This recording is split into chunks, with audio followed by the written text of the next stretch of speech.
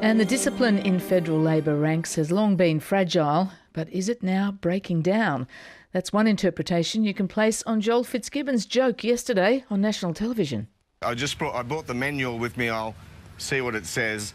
It says I should say, polls come and go, but the only poll that matters is on election day. Laugh. Former Labor whip Joel Fitzgibbon having a laugh at the Prime Minister's expense on the Sunrise program. As Labor MPs fear a wipeout across the country, I guess there could be more damaging political jokes to come. Craig Emerson is a senior cabinet minister and a strong supporter of the Prime Minister Julia Gillard. He's in our Parliament House studios. Craig Emerson, welcome back to Breakfast. Thanks, Fran. What do the talking points say today? I haven't looked at any documents today other than a couple of newspapers, but increasingly I'm looking at them online because that's the way they're going. OK, so you haven't got your manual handy? No, you can bring the camera around and have a look at the other side of the microphone. Here I sit, here to answer any questions that you might have for me, Fran. What did you make of Joel Fitzgibbon comments yesterday? Is he the only Labor MP who appears to have given up? That's what it looks like. Oh, obviously, we have a real challenge in front of us, but at the same time, there are so many opinion polls these days. There's public polling. I think they've got the Essential poll, the Morgan poll, the Nielsen poll, the News poll. There's private polling. There's company polling. There's polling by lobbyists. I wouldn't be surprised if opinion polls show up in the national accounts as new industry today, Fran. OK, so there's plenty of polling around. For a long time now, almost a couple of years, pretty much none of it has been good for Labor. But in these final weeks, is discipline, internal discipline, breaking down completely? And is Joel Fitzgibbon really just, raising that flag? No, I don't know about, Joe, what's going on in Joel's mind. That's a matter for him. Did you talk to him yesterday after that? I did actually see him during a division, and obviously we have a different view on these matters. My view is that we need to continue to focus on what we're doing, and that is to ensure that our economy remains resilient. There are national accounts figures out today, but I was in the OECD just last week, Fran, and they're projecting that Australia will continue to grow faster than any major developed country.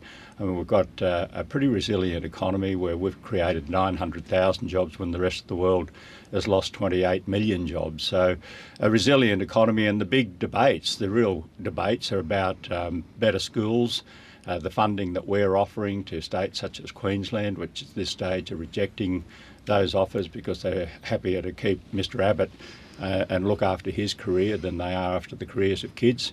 The big health reforms and what's going on in Queensland, you talk about opinion polls, there's no doubt, Fran, that the extreme austerity in Queensland, this policy of the LNP of cutting to the bone, will have an impact on Mr Abbott because they know that what's going on now is just the curtain raiser of what Mr Abbott would do if he became Prime Minister. With respect, Minister, nothing seems to have much of an impact on Mr Abbott's popularity in the polls, and it hasn't for a long time, no matter how many times Labor ministers like yourself go out and talk up Australia's economic management under the Labor government, talk about the education programs, the disability programs. It's not shifting anything. One person has described today in the papers, I noticed, described yesterday's caucus meeting as the feeling in the room, every man and woman for themselves. Well, I was in that room, and that's not the feeling that I got. How did it feel to you? It felt fine. It felt like there was a real conversation. I can't go into the details of caucus discussions, but there was an incredibly constructive conversation around the issue of 457 visas, where we do want to do the right thing by the working men and women of this country.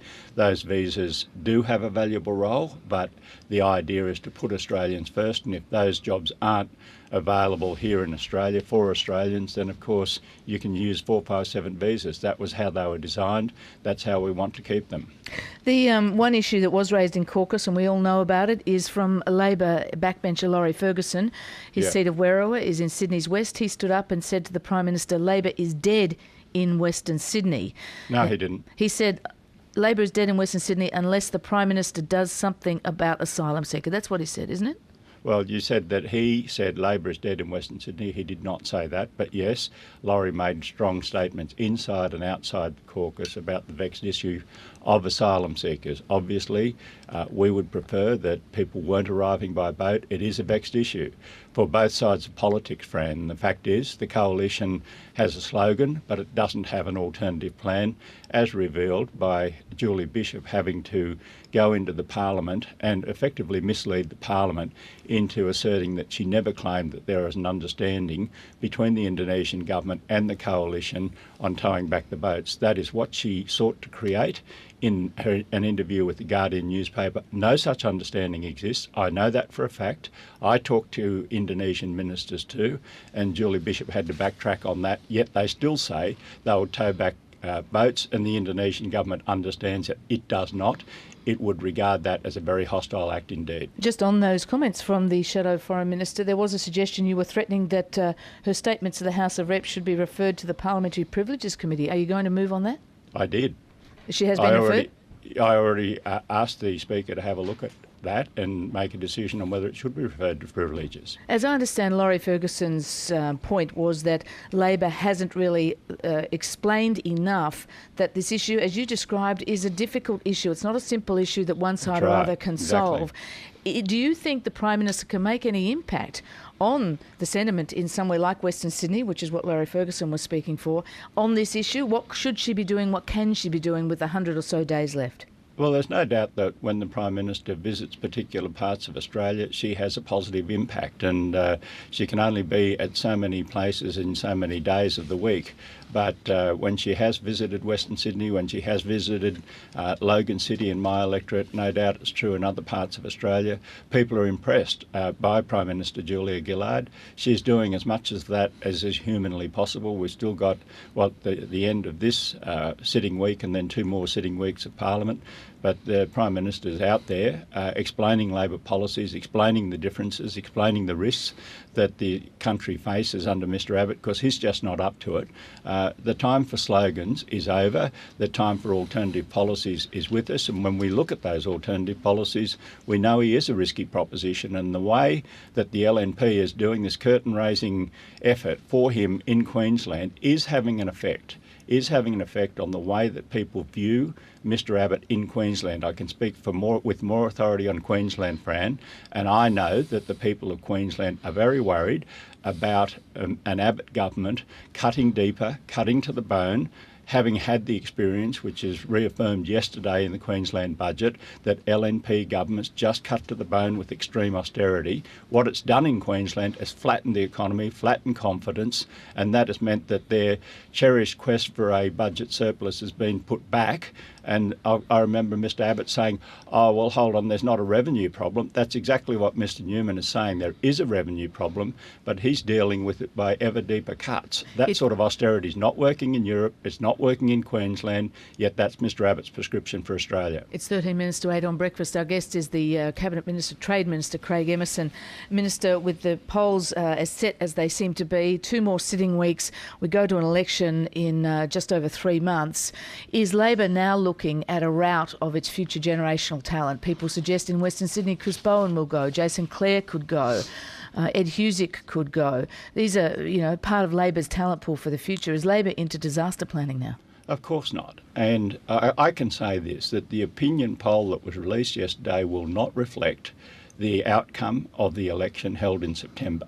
Opinion polls that occur months away from an election are not an accurate guide for what actually happens, nor are some of these private polls that are reported in newspapers accurate.